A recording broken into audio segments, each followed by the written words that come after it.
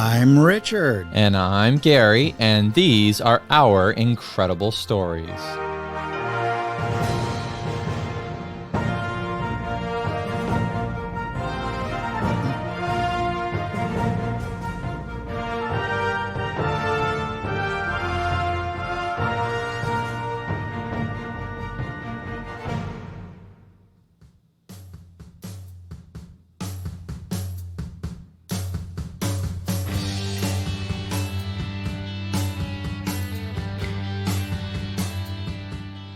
In January 1961, New York City was experiencing the coldest winter in 28 years.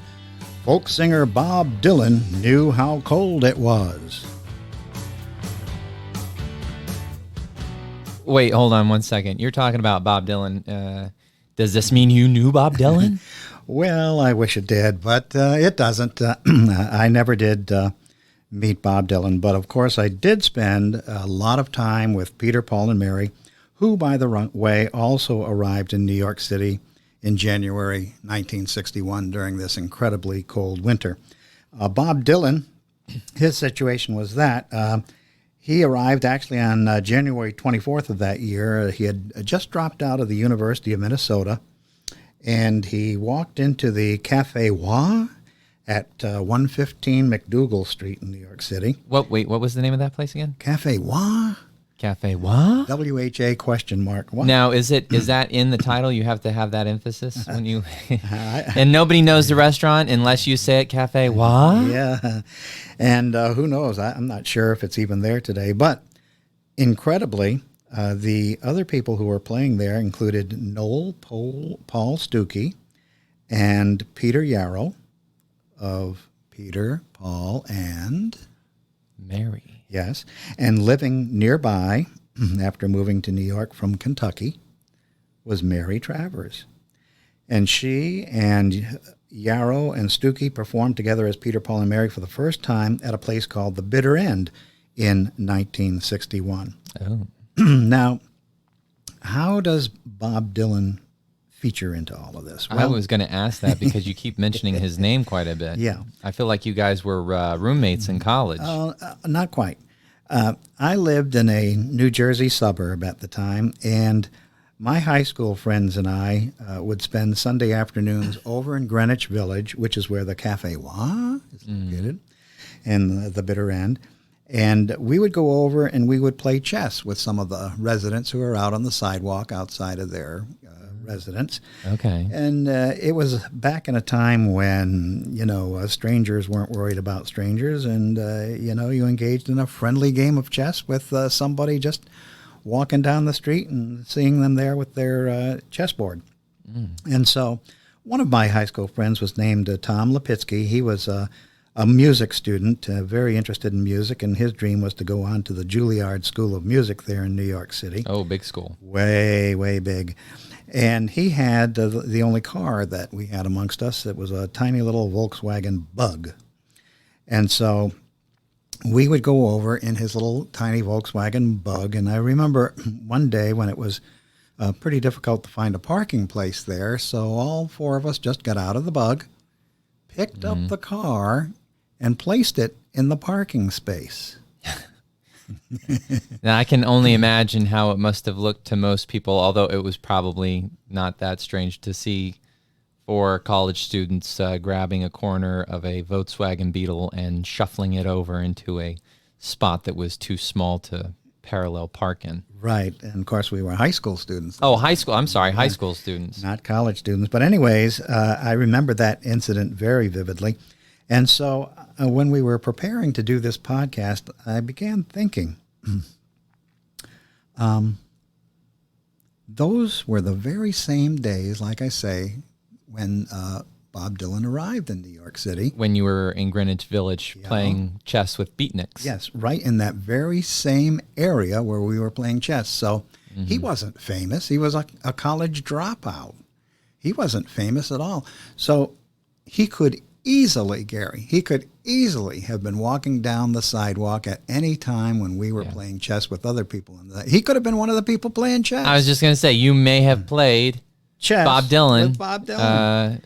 in a game of chess. Yeah. It's possible because, again, he was an unknown. He was a nobody. At that point. But he was right there in that area at that time. So it's always fun to think back and think what if or maybe. Oh, yeah. And so that's kind of how Bob Dylan featured into our podcast this evening. Okay, well, that's interesting. So, in a roundabout way, is this a lead-in to talk about your connection with the other group that was mentioned a few minutes ago? Peter, Paul, and Mary, yes. 4 years later, 1965, I would end up spending some quality time with Peter, Paul, and Mary, and they did indeed get to know me, and by that time, they too were very famous. Yes. So along with Bob Dylan 4 years later, of course, they were all famous. But it happened this way, Gary. I was a college student at the College of William and Mary in Williamsburg, Virginia, and I worked for the college radio station for a little bit. It was called WCWM. And here's what happened there. As a freshman, I said, how is it I could distinguish myself a little bit from all the rest of the people who are brand new on this campus? And so I said, let me see about working with the radio station, the college radio station. Everybody wanted to be a disc jockey, so I quickly realized that you had to be probably a junior maybe with having paid your dues before you could get on the air and be a disc jockey. Oh, sure. But they had an open position that nobody wanted, and it was called Director of Classical Music. And for the most part, WCWM did play classical music, and so I accepted it. And the funny thing is, I got a tiny little private office in the Phi Beta Kappa building there on the campus of William and Mary, and I had my own private office as a freshman student there at William and Mary as the Director of Classical Music. And what I did is I put together the different programs, what piece would be played on what program and what have you, looking at all the albums in the record library. And so I did that for about a year. And then I was able to move on to the commercial radio station in Williamsburg. It was called WBCI. And at that point, I became a disc jockey. Mm. And so in the spring of 1965, there was a college student who was promoting concerts there at the college. His name was Steve Kirkaroo. And in 1965, he brought in Peter, Paul, and Mary. Oh. And now the connection is clear. Well, sort of. Okay. He worked for WCWM, the college station. I was working for the commercial station in town. Right. Now, were you friends with Steve Kirkaroo? Yes, I knew Steve, and we got along very well. And so consequently, he was very gracious, and so he allowed me to be part of the backstage activities with Peter, Paul, and Mary. So I was able to record a number of clips of them, not only interviews with them, but promotions for my radio show. Hi, this is Peter, Paul, and Mary, and I'm on your show, And then I would play a record of theirs after they announced that, on tape. So they cut some promos for me, and I have these beautiful interviews. And the main thing that I really got out of it, though, was about a 3-hour, high-quality, one-on-one conversation with Mary Travers before the show. We spent a lot of time together. Yeah, but that wasn't...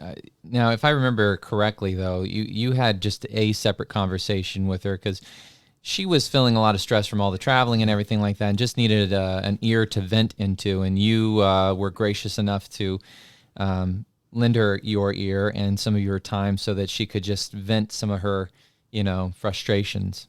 Yeah, and in the course of the conversation, she really just vented everything that was on her mind, and she had to do that because once she completely got rid of all of this conversation and these things that were weighing on her mind, then she was able to concentrate on her performance, and she went on and did a dynamite concert on stage, and you'd never know that anything other than the music was on her mind. But some of the things that we talked about, Gary, she told me that she was very, very paranoid about flying. Right, because this was 1965, and it was, maybe 10 years or 11 years ago, before that the Big Bopper and Richie Valens had perished in their fatal plane crash. Yeah, along with Buddy Holly. And it was less than 10 years. It was, maybe Was it the 7, 60s? They died in a plane crash in the late 50s.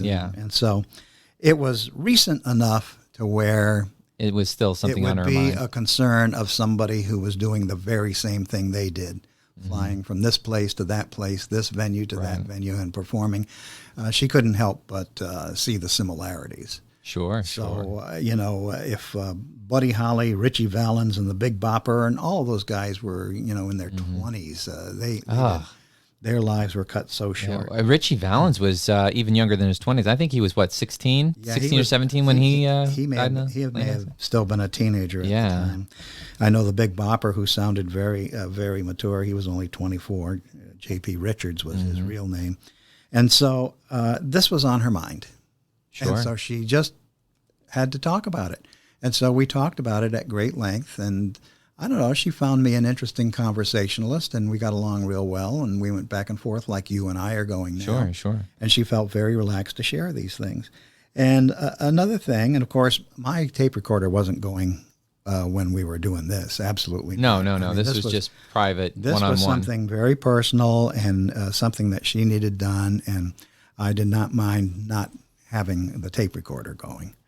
And so one of the things she did mention too was she was having a little bit of marital difficulty at the time. And that's especially natural when one of the partners is on the road all the time. Of course. And then you don't see them for long periods of time. That was causing a lot of stress in her life and her marriage. And so she was married at the time to a fellow named Barry Feinstein. Barry was a professional photographer in New York City, and he did all of the cover photos for their early albums. Mm-hmm.